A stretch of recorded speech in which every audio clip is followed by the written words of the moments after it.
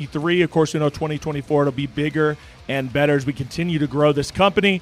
And wow, just amazing fights, great championship bouts. And of course, we have a king of violence in Platinum Mike Perry, who you'll be hearing from very, very soon. You'll be hearing from all of our winners tonight, or the majority of our winners. But before we do that, let's hand it over to the man that made it all possible, the one and only Mr. David Feldman.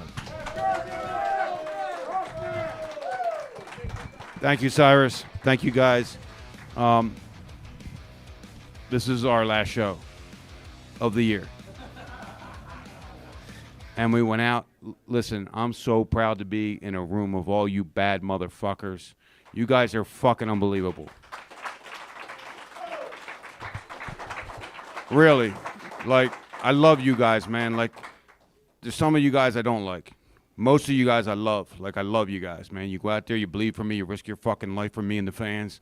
And I take my fucking hat off to you guys, and I mean that with all my fucking heart. And you guys know that if you need anything, I'm always here. Always. And I love you fucking guys. So I wanted to start off with that. You guys are bad motherfuckers.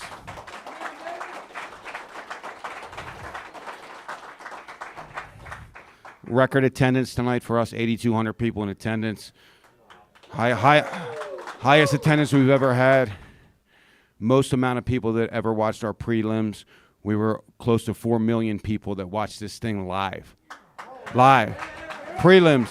That's prelims. Look, we didn't do 4 million pay-per-view buys, or I just quit tonight. But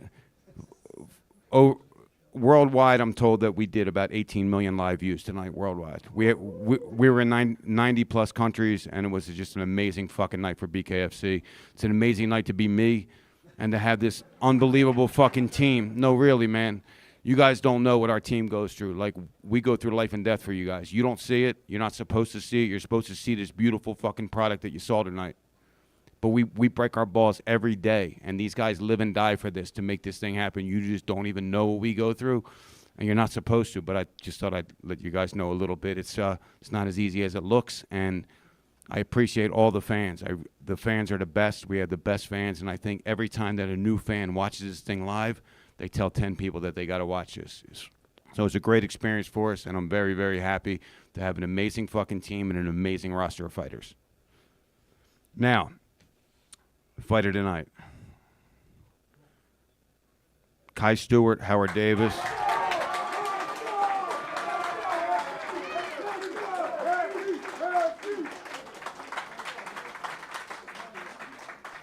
Esteban Rodriguez, Keegan Vandermeer, double fighter tonight. That was probably the best first round I ever saw. It was an unbelievable fight. KO of the night is the guy from across the pond, Mick Terrell.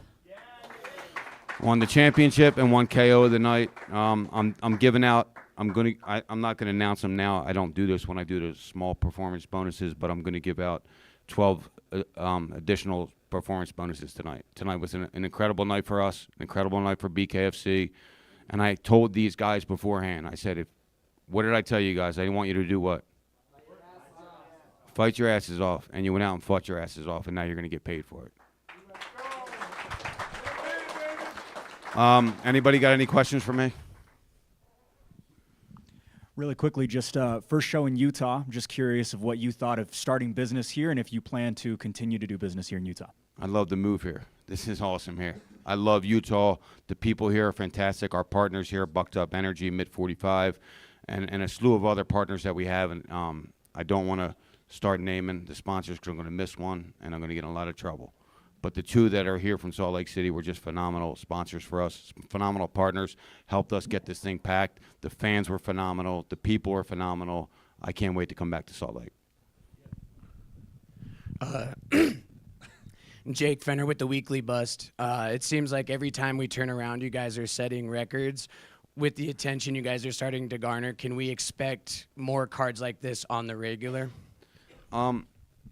It kind of depends the way a few things pan out next year. We're working on this TV deal that we're really hoping to close up in the next week or so. If that thing closes up, then yeah, you'll see a lot more of these shows. We're definitely planning on 4 of these shows next year, and we could plan on 8. We're going to be doing shows in 9 countries around the world. We're going to do a total of I think 62 plus shows worldwide next year. So it's going to be a very, very busy year for us, and we have to put some really big things together, and we're looking forward to doing that. Yeah, right here. Mike Perry, King of Violence, main event, him and Eddie Alvarez, they banged it out. Can you talk to me about that performance, that fight? It seems like they brought it down. Mike Perry's a superstar. Talk to me about Mike Perry and what you have planned for him going forward. I mean, how about it, right? I mean, what a great fight. Everybody counted Eddie Alvarez out. Nobody really gave him a shot. He went in there and showed he had a dog in him. He's from Philadelphia. That's why he had a dog in him. But he fought great. Mike Perry ate shots like, I never saw anything happen like that before. He just ate him and kept walking forward. He's an animal. He's just a different type of human being, and he's built for this sport. So I'm not 100% sure what's next. I mean, Dave Mundell wants to crack at Mike Perry. Luis Palomino wants to crack at Mike Perry. And I kind of a little bit want to see the rematch in Philly. So we got a little bit of thinking to do in the next week or two to see what the next move is. After the fight, he called out Conor McGregor. You've had a relationship with Conor McGregor. He called out Conor McGregor. You have a relationship with Conor McGregor. Would you make that phone call to Conor to see if he would be interested in doing something? I mean, no, because he's under contract to the UFC. But Conor, if you're listening, you're welcome to come here anytime, and I'll give you any amount of money you want. Dave, your events keep getting bigger and bigger. Let's talk about audience retention. Does it surprise you that you're almost at about high 90s by the end of the night at every event? I mean, it doesn't, because you were here. You witnessed the fights. The fights were unbelievable. And when you put on unbelievable fights, like I was telling a couple of my friends actually flew out from Philly to watch this, and the one common statement that really everybody said is it doesn't matter who's fighting. You got two guys in there that want to fight, and you create great fights for the fans, and the fans want to keep coming back and watching. Jordan from Different Media. The fans on Twitter are talking about they want to see some more boxers getting in the rings. Obviously, Mike Perry called them out, saying that they're scared. Do you have any plans on getting some boxers in the ring? Well, my man, double champ Luis Palomino is. We announced tonight he's taking on former world champion who beat Miguel Cotto and fought Canelo Alvarez, Austin Trout. He'll be fighting him February 2nd.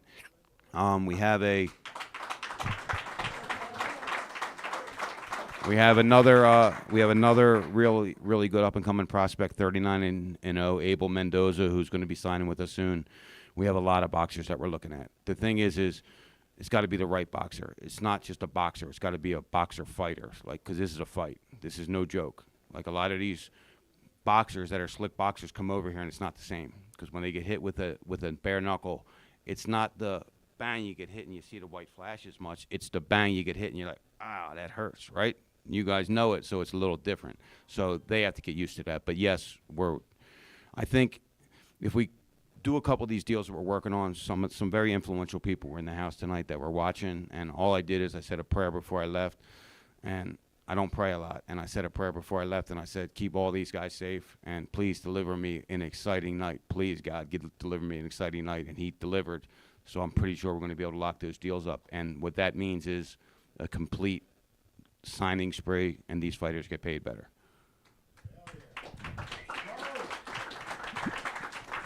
Matthew Kohler with Knuckletown Official, and I've heard some rumblings. I've heard a lot of the fans asking this question about what's going to happen going forward with the King of Violence. Is that going to be something that Mike Perry is going to defend each time he comes out, or what can you tell us about your plans for that going forward? No, I don't think so. I think it was brought up on an interview that we did, and it made sense for this fight, right? And I don't know if we're going to keep doing it. Maybe we create something else for a different title. I don't think that we're going to keep on defending it. I don't think it makes sense. If I do the rematch, probably makes sense. If I don't do the rematch and it's Luis Palomino or Dave Mundell, then it doesn't make sense for that, because they'll be fighting for the championships. Kyle Mitch from Mission Accomplished. Kind of the same question you had about Mike Perry. Christine Ferea has basically cleaned out the entire division at this point. The top 5 doesn't seem to make any sense for her right now. Do you guys have anybody outside of the organization that you're thinking about bringing in to fight Christine? Christine said she wanted to fight John Dodson.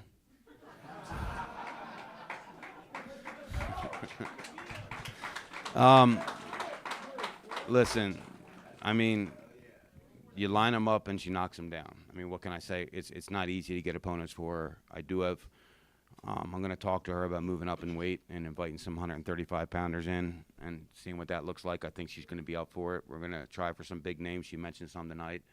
We're going to try for some big names. I love Christine. She's a loyal fighter for me. And I'm big on loyalty. Like, I'm huge on loyalty. And if you're loyal, I'm going to do something for you, and I'm going to do something for her because she's very loyal, and she comes and fights her ass off every single time. So we're going to try to do something big for Christine.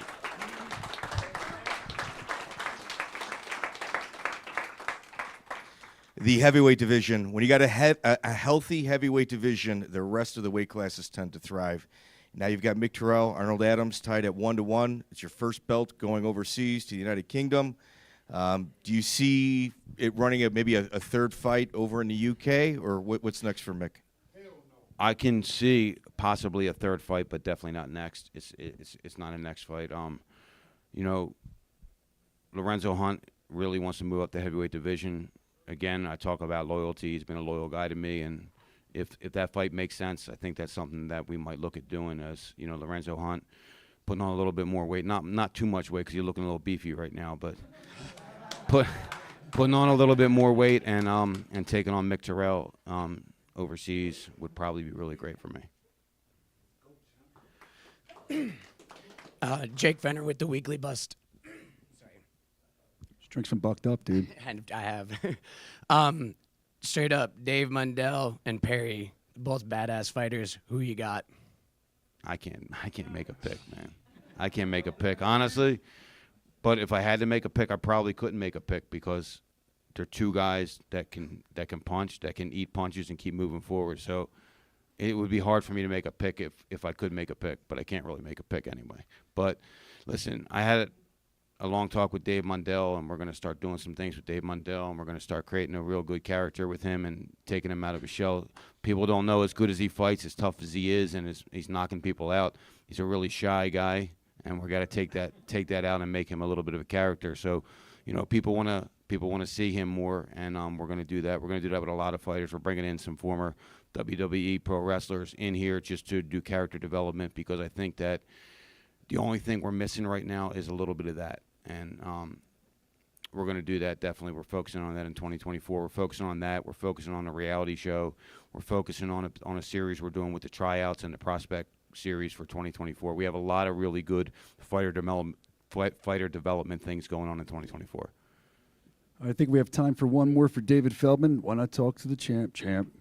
What's up, Dave? Thank you, everybody, man. What an amazing show tonight. I don't really have a question, more so just a declaration. I want to make it easy for you to make your decision to let me go to heavyweight. I am willing to vacate both the 185 championship and the 205 championship for a heavyweight title fight against Mick Terrell. Let me get some work.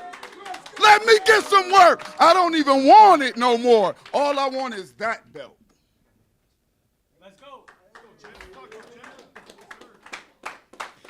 Well, I was planning on having a light week this week, but it looks like we got a tough week this week, putting some fights together for 2024. But you know, any more questions for me, or am I done? Soch, am I done? Am I done? Any more questions for me? Yeah, that's it for you. We're going to bring just out one more thing. I just want to say again. I want to reiterate, as we close out this year, an epic year in the growth of bare knuckle fighting around the world, but a real epic year for BKFC and its growth. And really, again, I want to thank the fans. I want to thank my fighters. You bad motherfuckers, like really, truly are. And I, you got my heart, man, and my staff, man. I love you guys. Thank you, David Feldman, closing out the year on a high note here at Bare Knuckle Fighting Championship. Thank you, Dave. I think next we need to bring up the knockout of the night, the new heavyweight champion of the world. Let's welcome Mick Terrell. Come on up, Mick. Yeah, come on up.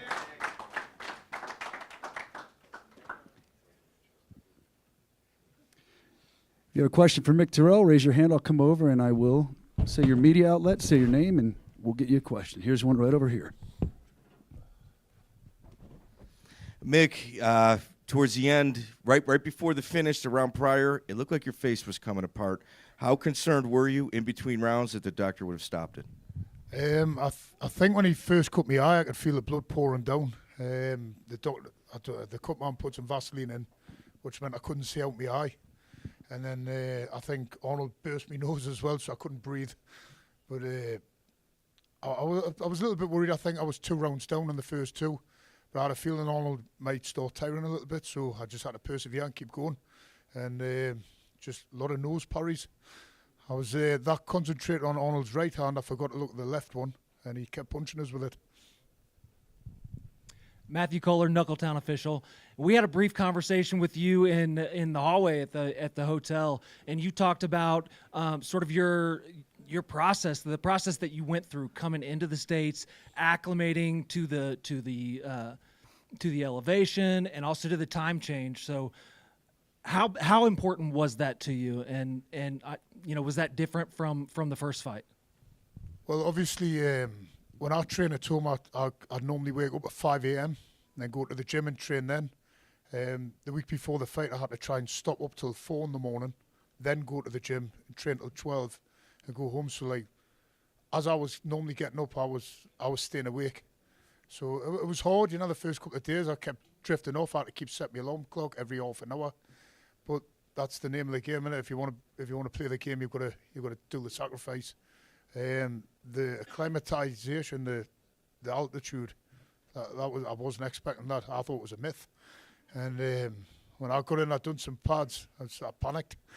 I think I was 1 round in. I started like heavily breathing, get lightheaded. The blood goes out your legs.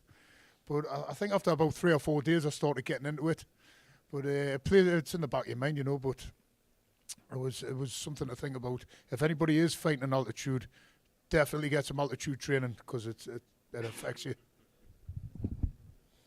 Jake Fenner with the Weekly Bust. First off, congratulations, man. That was an awesome win out there. I had a chance to talk to you just really quick. You seem like a very humble guy. What does it feel like? What does it feel like to have? What does it feel like to have someone like Lorenzo Hunt willing to vacate 2 different belts to come after the one that you just earned? I mean, I like Lorenzo. He's one of my favourite fighters. He's very exciting. If he's going to vacate him, I'll definitely fight him. If the money's there and the money's good, I'm there. I'll fight any man, anytime. If the money's there, I'm in.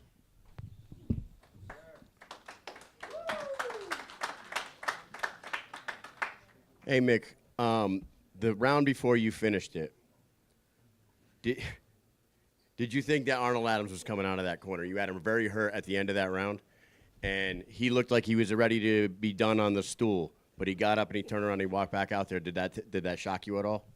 No, Arnold's a tough kid, He's got pride. He wants to fight. The game plan was to get Arnold tired and then try and finish him rounds 4 and 5. So I think he's got issues with stamina. Unfortunately, I was meant to not get hit, put the pressure on, but Arnold kept hitting us. I was concentrating on Arnold's right hand because it hurt, but he kept jabbing us, and I've got a really good nose parry, and he just kept hitting us. You're 1-1 against Arnold Adams. You haven't really talked about respect in regards to him. As you talked about his style, you talked about obviously your past fight. What kind of respect do you have for him as an opponent? He's probably one of the best I've fought. He's very skillful, very slick. He's got a great boxing IQ. I like watching him. As a heavyweight, he's one of my favourites. I try to watch and maybe emulate his style a bit. He's a gifted boxer. But he beat us last time and danced when he beat us, so that sort of got us in that. So I had a few nightmares over that and had to come back for a little bit of revenge. You had talked about adversity in regards to elevation, time change. What about the adversity back home? I know your father's battling cancer, a very, very serious case of cancer. He's somebody you're very close with. How was carrying that into this fight? I mean, my dad's stage 2 cancer. He got 2 years left to live. He's a year and a half in.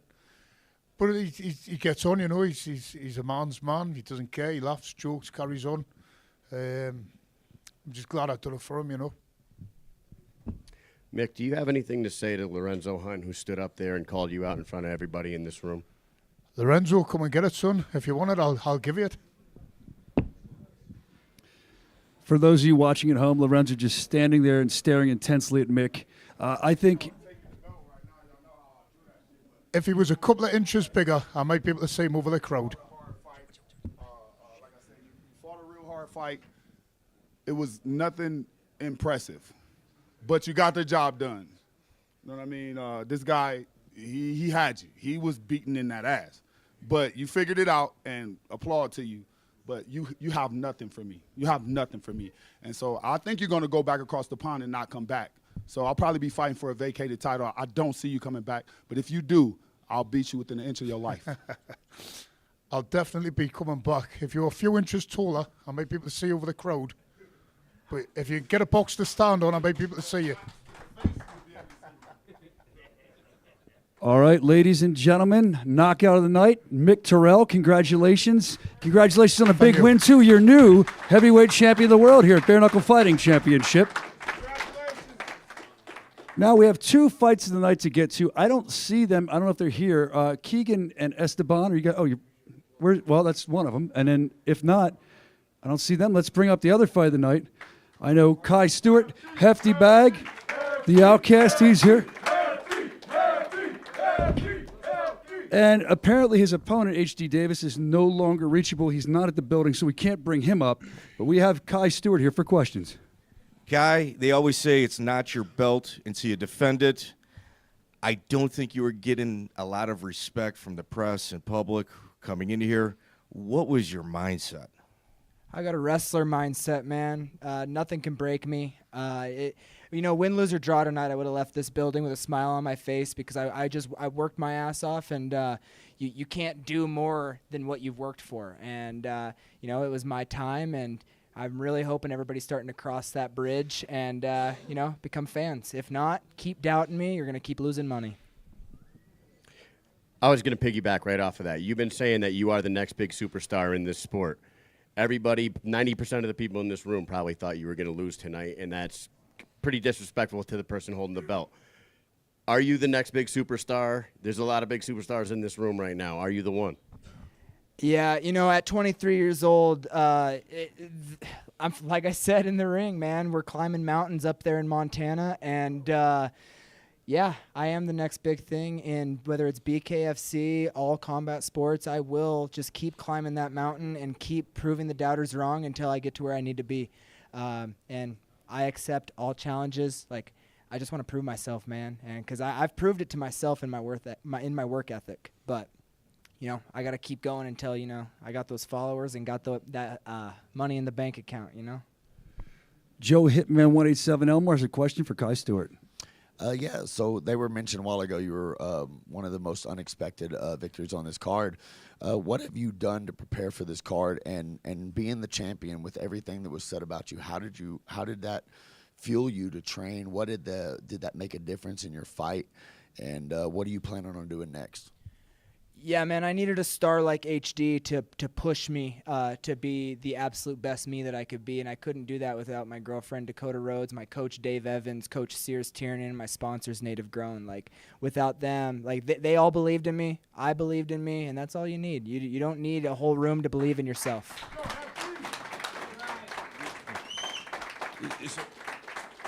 So Kai, you came in a heavy underdog. At what point in the fight did you feel like the tide was turning? It was a rough first round, but you kept pushing forward. At what moment was it? 6 weeks ago, whenever I found out that I was going to fight HD, I knew that I was going to be the underdog, and that's how we like it. I was an underdog in high school wrestling. I was an underdog in amateur MMA. I started my professional career, underdog there, and, we're just climbing, baby. Jake Fenner with the weekly bust. Kai, you straight up put Montana on your back, bro. Congratulations. Way to defend your title. We are a super underdog state. How does it feel to basically shut everyone up that was talking that trash on you? There's a lot of people saying a lot of stuff about you. How does it feel to put that to rest? It's really hard staying in Montana because our population's so small. We don't have a lot of we don't have a plethora of partners, so it's really hard to get the grind in. But all you got to do is believe, and I do think Montana toughness is the toughest of the tough. And then sprinkle in some wrestler, and you got yourself just the ultimate dog, and that's who I am.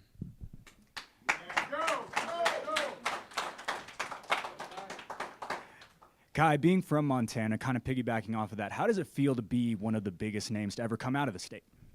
Yeah, I was the first combat sports Montana world champion. Second was the person that said that I suck, Sean O'Malley, whoever that is.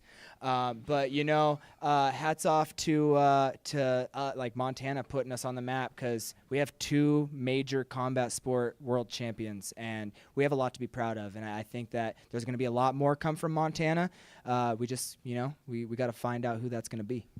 Another question for you. Second time here in Utah, second victory as well. How does it feel just coming back to the Maverick Center? Did you feel at home being back here after a couple of years away? Yeah, man. Like I knew that the fighting here before, I knew that the elevation was going to be something. My gas tank is definitely what is what has brought me to be state champion, amateur champion, high school world champion. And I love it. Like I have a love-hate for Utah, man. But it was fun to be back, and I look forward to coming back here again if BKFC ever comes. Jordan with Different Media, you mentioned Sean O'Malley. He's already said that he would never step into the squared to do bare knuckle, to the squared circle. But what would happen if you stepped into the UFC octagon with him?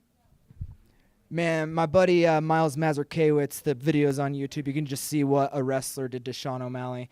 And I don't think that it would be any different. He had no business saying that I suck, because he won't even do the sport that I do. So, we're the king. King Kai. Let's go. All right, looks like we're going to wrap up with mission accomplished. Yeah, one more Sean O'Malley question. He had to leave Montana to become a world champion. You stayed and became a world champion. What separates you from him? And he also said you suck. Do you have a message to him? Yeah, man, I'm a true Montanan, Sean O'Malley. And, considering the fact you will never do bare knuckle boxing, I think that proves that you suck. And last one. Kai. Last one. One more. Brandon Allen or Dat Win? Which one you want to fight? Man, I was supposed to fight Dat Win, and Dat Win's next. Let's go, champ.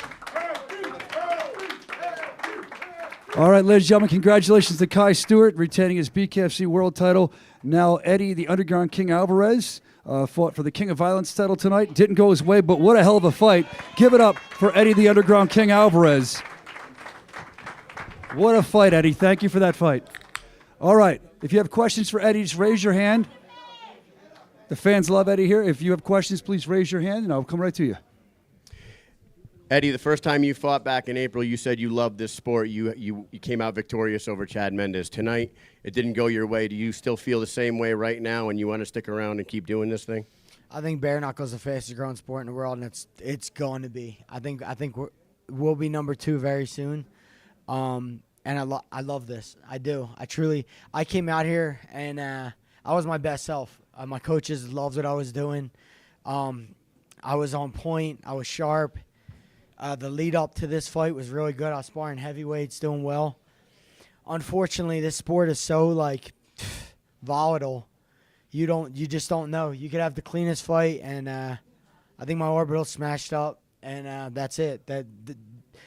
That's all she wrote. It fucking sucks, man, because it was a good show. The fans won tonight. I didn't win, but the fans won. So, Eddie, that first round, you were like front foot heavy. Yeah. You were leading with your punches, doubling up. You took very little damage. Were you surprised that Mike Perry was just walking into your combinations the way he was?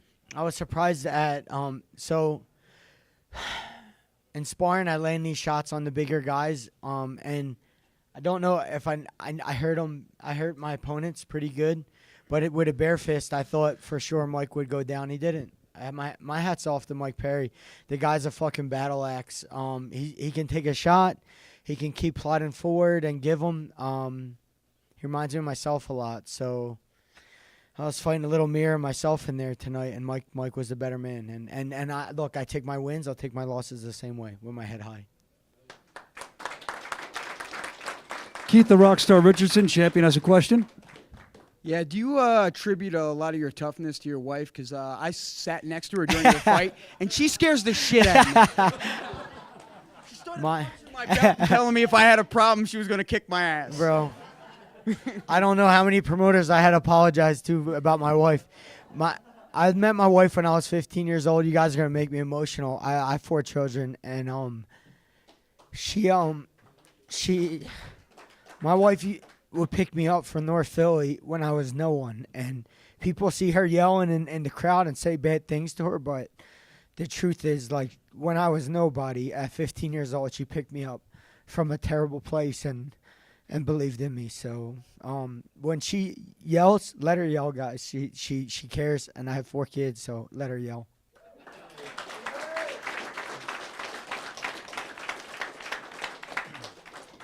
Hey there, Eddie. Tylen from the Weekly Bust right here. So I was the only one personally from my crew that had you picked, and you were doing a fantastic first round. You were throwing the punches, you were leading, and you got the hooks. What was the punch, or what was the changing moment for you in that fight with Mike, considering you guys were going into the second dog even? Yeah, I'm not 100% sure when he landed the shot that he landed, but I remember maybe midway through the second, I felt my eyes shutting and closing up on me, and then when I sat down, I went to open my mouth a little bit, and I think my orbitals might be smashed up a little. I can't see it, and with a guy like Mike, I think I was doing well when I was moving and plotting, and then I started getting into a firefight with him, and that's just not something you do with Mike Perry. It's kind of foolish. I need to watch the tape, because without watching the tape, I won't quite know what went on. But he won. I mean, that's the most I can say is Mike did well. I say, fighting, you need to be able to see your kids. Don't care if you win. You be able to see your kids tomorrow. Yeah. And it's more important I see Mike on my son. That's Eddie's wife speaking. We have another question over here. Matthew Kohler with Knuckletown Official. So a couple of people have asked questions about Mike walking through a lot of really, really tough shots. And he did, and you gave him some really hard punches, and he just took them. How does that affect you psychologically during the fight when you're giving him maybe some of your best shots, and he just walks through it and walks right forward? How do you deal with that psychologically? Look, tonight I dared to be great. I went up a weight class with Mike. I did. I really dared to be great. And I thought, with everything in me, I can beat a bigger guy.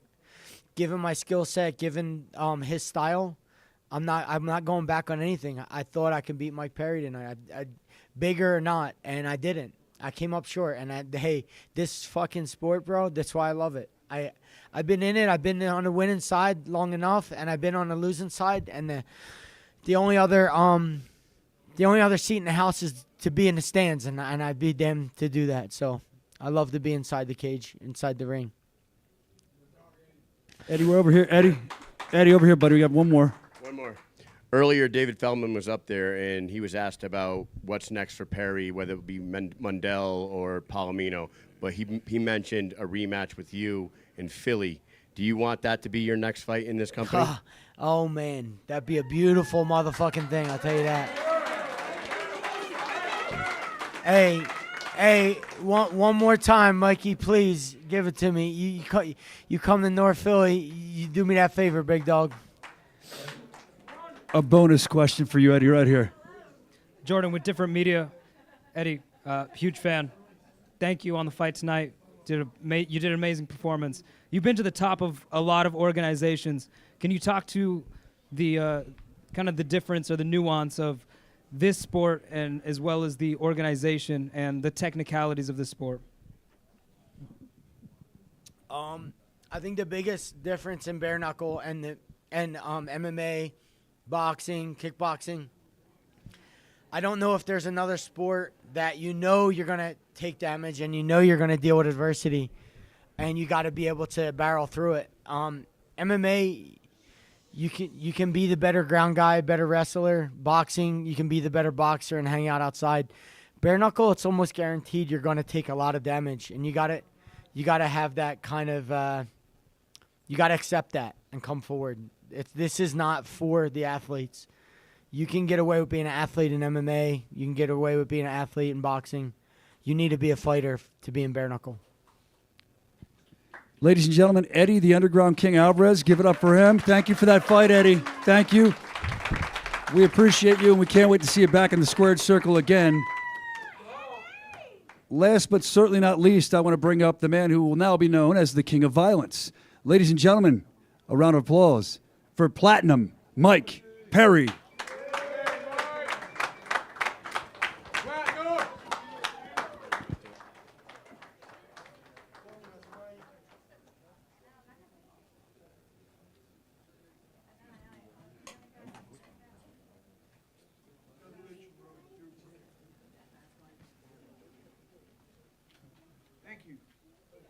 Once again, Platinum Mike Perry, your new King of Violence. Mike, thank you for that fight. What a fight it was. There's the beautiful title belt, the King of Violence. Raise your hand. I'll come to you with a question. Congratulations, Mike. You truly are crowned the King of Violence. You are also the face of Bare Knuckle. You have several offers, I'm sure, already waiting on the table. I know you want Conor McGregor, but let's stay inside the promotion. And what do you think about the fight with the #1 pound-for-pound, Luis Palomino? I think that whoever the company wants to match me up with needs to have a certain amount of followers, a certain amount of hits on social media, on the internet that are going to get people to tune in. It can't just be one-sided. It can't just be me selling the hell out of the fight. It can't just be that way. It has to be a two-sided affair. And speaking of that, one name that didn't come to mind that did mention before I fought Alvarez was Anthony Pettis. I think that's an amazing fight. He just beat Roy Jones Jr. in a boxing match. I think he's intrigued by the bare knuckle aspect. You know, and yeah, I had fun with Eddie, but it happened exactly how I said it was going to happen. I posted that Kimbo Slice picture of that backyard fight, and what did he say? He told that guy, he said, "You got to hit me, come on." I wanted Eddie to hit me. Once he hit me, then I started moving, and he stopped hitting me, and by the end of the second, what happened? He got busted up worse than I did. I know I might have been a little busted up, but I smiled at him when he did it. I had fun in there, and that's exactly what the King of Violence is, baby. There's two sides to it. All right, Mike, I think Luis Baboon Palomino wants a word. First of all, congratulations, man. That was a hell of a fight. Thank you. You're Thank a you, dog. Luis. That's what I said. The dog in you was going to win this fight because I called it. I said, hey, Eddie Alvarez, in my eyes, is the more technical and better boxer. That's what I see. But the dog in Perry is going to run over him. That's what I said. Now, when they flew us out to Orlando, in your own words, in front of David Feldman, when I came to him and I told you, hey, if something happens to the fight, I'll be a replacement. What did you say to him? You said, hey, I see you as a harder fight than Eddie Alvarez. Wasn't that your own words, right? Okay. And now, what you're telling me right now about followers and whatnot, the truth is this, my brother. I have mad respect for you. I've been following you since before you even came to the company.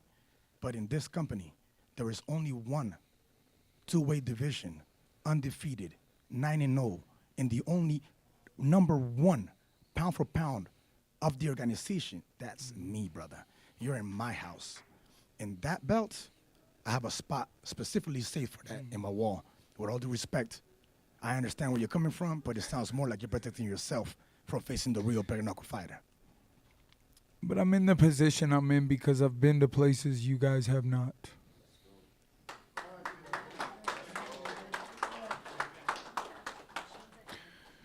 I do respect you guys because you have the experience here. And let's not forget, my first bare knuckle fight was against a very experienced Julian Lane. Yeah, it was a good fight, and it taught me a lot. But I've moved beyond and past. I don't know. I mean, whatever the company wants to do, if they send it, I'd be happy to fight whomever. Eddie loved to say twice on a Sunday, didn't he? Mike, right here. Mike, before the fight, it was hard for you to say that you had respect for Eddie Alvarez, but now he's one of the only people that stepped in the cage with you. Do you respect him more now that you fought him because before the fight you didn't want to say you respected him because you wanted an edge against him, but do you respect him now? Can you say that now that you stepped in with him? yes and no, because it still was another second-round victory. There was 3 more rounds in regulation, and not to mention the sudden death. I live for this shit. I want all of it. I want somebody just like me who can meet me in the middle for 5 2-minute rounds and All right, but I already did it to you twice. All right, you said that you wanted. But what happened? What happened? You was sleeping for like 10 minutes, both times. Yeah, but Dave, you have 30,000 followers. You fucking can barely move. You have look like a 30,000 board, followers. like, No, I honestly, didn't start no moving head movement, until you sit he. there walking. You think you can What do my happened? punches like that? As soon as I started I don't moving, give a what damn happened? What happened? This is today. This is the belt. You talk about championship weight and stuff like that. Like you want to be a champ. What's up, dog? I'm right here. I am a champ. Stop running. You ain't shit. I'm the champ. You're the you're a combat fucking bum. sports You're a fucking bum. champion. You're a little pussy and you keep running. Damn, you got knocked damn out well twice by a know. bum, bro. Hey, Bad, you know too. what? Bad, I knocked your ass bro. down twice too. You're so what's asking up? for this, Let's man. up. I mean, This you is the my one sport. asking for it, This but is you my have house. no Let's go, credibility to baby. get any. Listen, You have no if credibility anything, to just out get of anger, any. Like fight me. What? You want to fight for a No, you championship want to belt. fight, and Right I feel here. like you got to Right eat here. that You're shit for the garbage, rest dog. of your You're life, garbage. bro. You're garbage. Soon as you get over it, maybe you'll get some followers and you'll do something worthwhile in your life, and then maybe. I don't care. Whoever's name comes through, that's what I'll do. I have fun in there. I smile in the face of danger. I enjoy it. I'm grateful to God. My family is well off. And that's all that matters. All right, Mike, we're right All back. glory to God. There you Always go, Mike. all Agree. glory to God, bro. That's right. Give it up. All right. We have another one here for Ramsey. Ramsey Nidram with the coach and the casual. So the other week, or this week, we were talking with you on our show. You said, I'm going to let my balls hang out. I'm going to let Eddie hit me. Was that what you were doing out there, letting him hit you? I'm pretty sure that's exactly what I was doing, dude. It's because these rounds go so fast and I trained for months to do this shit. I'm like, I want to feel something. I need to feel it. Did you feel it? No. It made me smile. It's a good time.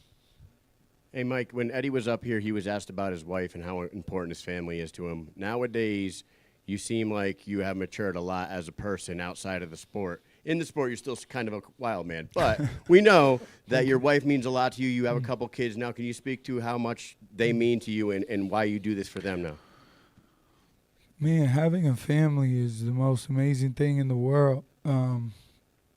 It's scary because the world seems like a dangerous place sometimes, and you never know who's going to do what or what's going to happen wherever you go. But it's also the most rewarding thing above money, above anything. You know that you made it when you could have nothing and you have everything because you have them, your family, my wife. My wife is my number one above everything because without her, I wouldn't have my babies. I love my babies so much, but I love her just a little bit more. Hey, Mike, this is Ice Bags from the Overdogs podcast. Since everybody else wants to fight you, I want to fight you too. Maybe over a couple tequila shots in about 30 minutes. Yeah, I'd be happy. Let's see who can take more shots, baby. That's a good question. All right. Joe Hitman 187 Elmore wants to speak. Hey, man, I had the pleasure of fighting with you on the card in London, dude. And honestly, I've always considered myself one of the toughest guys in the world. But watching you tonight against Eddie, man, that jaw you have, I believe, is probably one of the best jaws in the history of combat sports, if not bare knuckle. What do you have planned for yourself? I see everybody else wanting to fight you. Yeah. Me, Lorenzo, anybody that can get money. But what do you Fuck, want? man. Where do you see yourself going, bro? You know, fuck, man, you guys, listen, you guys are tough, bro, you know, and right now it's hard to see where I go. I know that there's huge opportunities, and we're creating some even. So I said I want the Anthony Pettis because he said he wanted, and he's Mr. Showtime. He's super flashy, but I also want a fight that isn't gonna quit. I want a fight that's gonna give me those 5 fucking rounds of hell, dude. You know, it's easy to talk, bro, but I just did it, and I was just warming up. 4 minutes, I was just getting started. There was 6 more minutes of hell I had to bring out. I was ready. I was just getting going. So, man, you know, I fight every 6 months, 6 to 8 months. I mean, maybe I could come back in February. I know there's supposed to be a big card in February. Got to go heal up and see, man. You know, the promotion. Every time I get a fight, I get this crazy, cool, big fight, and I'm so happy and excited to do it. That's important too. And every time it's over, I'm like, damn, where the hell is who's gonna be next? And then they come up with something that makes everybody really excited to tune in and watch. Even the people who hate me are fucking here to watch it because they knew that shit was gonna be fun. All right. Any other questions for Mike Perry before he gets out of here? Thailand with the Weekly Bus. Mike, I got a chance to speak with you and do an interview with you in Albuquerque at KM3, Knucklemania 3, and you told me a few specific things. One of them being is that, you know, when you go in the spar, you fight, man. You love the fight. That's what you told me. I just love to fight. I love this. And as of tonight, you are now crowned the King of Violence. How does it feel, brother? It feels like I got a lot of work to do. I'm just getting started, baby. This was just the beginning for Platinum Perry, the platinum crowned King of Violence. I didn't bring my platinum bare knuckle boxing championship belt, so I'd be a double champ here tonight. I figured I was gonna win, and then it would just be at home for me when I got there. So I'm grateful. I'm so grateful to all the fans. I'm so grateful to the promotion, the BKFC. I'm so grateful to the people who love me and support me. And to be honest with you, I hate to say it because I always try, you know, so many people be like, damn, the hate fuels me, this and that. I don't feel that way. I don't feel that the hate fuels me. I am fueled by love and support and the people who care about me. But even my haters, bro, I'm grateful, man. Thank you guys for fucking paying attention. Thank you for wanting, you know, we all want better lives, so, you know, and the world can be a nasty place. So let's just do it for our families, man. Let's put on a show. Let's be as entertaining as we possibly can. That's what Platinum King of Violence is about, man. It's not just a nasty road. It's about how clean you can be in a nasty situation. Ladies and gentlemen, here he is, the King of Violence, Platinum Mike Perry. Great fight, Mike. Thank you for the fight. And before we get out of here, we wanted to get Mike and Eddie up here quickly, but we have another person we'd like to bring up. She retained the world title from the women. Ladies and gentlemen, give it up for Christine, Misfit Ferea. Big win over Rowdy Bec Rawlings tonight in the rematch that every bare knuckle fan wanted to see. Congratulations, Misfit Christine Ferea. Look at that shiny belt. Look at that shiny gold. Put your hands up, and I'll come over and see you with a question for Christine Ferea, the champ who retained tonight. Congratulations, champ. This is Thailand from the Weekly Bus. First and foremost, you performed perfectly. You're hardly touched. You went in there and dominated the way you wanted to. What was the kind of the key aspect to beating Bec in the fashion that you wanted? I know you wanted to finish, but you did finish her in a way that it was just a dominant performance. It looked amazing. What exactly... How do you feel about not getting that done in the way you wanted to see, but you performed perfect? Yeah, she's Australian. they don't go down very easy. I know that. I know that about Aussies. So I was just, my keys to victory were to be focused and disciplined. All right, Christine, right over here. Christine, Matthew with Knuckletown Official. And how are you feeling right now? Like, what's in your heart? What emotions are you feeling after this? I know that, you know, every camp is hard, but you got your family here. You got a lot of friends here. You got a ton of support in the crowd. And just tell us about what's in your heart right now. I'm just super grateful for the support. My support around me puts up with a lot. I'm tough to deal with, I guess you could say. But you know, I'm super grateful for everybody around me and that supports me in my dream and what we're trying to do. Christine Jordan with different media, beautiful performance. Just put on a class act. Somebody stepped into the ring to put the belt around your waist. Can you talk to who that was? Yeah, that's Dr. Jer. He made the Raja, and it's something that I work on throughout my camp, and it's something for my meditation, and it's been key to my victory and be able to keep my anxiety down, keep my focus and my discipline. It's super key for me. If you haven't seen what it is, it's called the Raja. Check out my Instagram. It's something huge for me. I have really bad anxiety. I don't talk about it much, but it's really helped me to be able to see clearer in my fights and even in my training and my sparring and everything that I do in training. All right, another one for Christine. Christine, we had a new fighter announce that she signed with the company tonight to a multi-fight deal, Katarina Liner, who came over from the UFC. Mm-hmm. She called out Crystal Pittman, and then she called out Jessica Rose Clark. Jessica Rose Clark isn't even in the company yet. Mm-hmm. Katarina Liner is new at 135 pounds. You need new blood. Do you want to go up to 135 and fight a UFC fighter that just signed with this company? Absolutely. I would love to. Yeah, absolutely. I'm going to move up to 135. I know David mentioned that, and I've had it in my mind. I would love to be champ and test myself against some bigger opponents. Christina, I mean, Dave Feldman was talking about you earlier.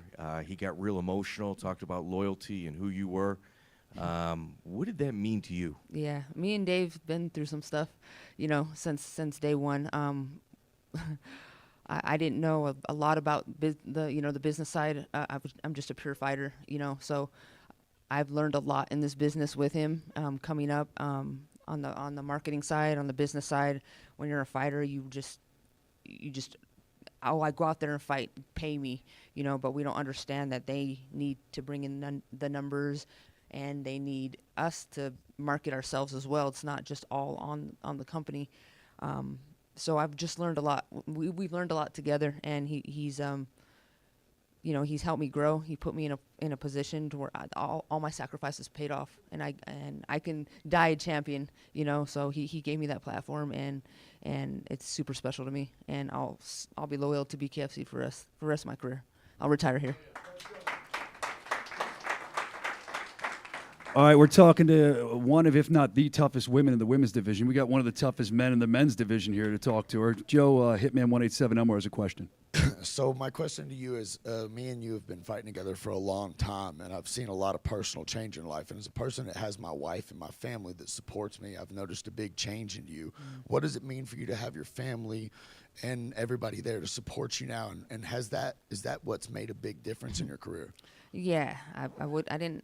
Coming into the company and I didn't have the support I have now. I have a beautiful girl next to me and 3 children, you know, that I'm helping raise now, and it's changed my whole world.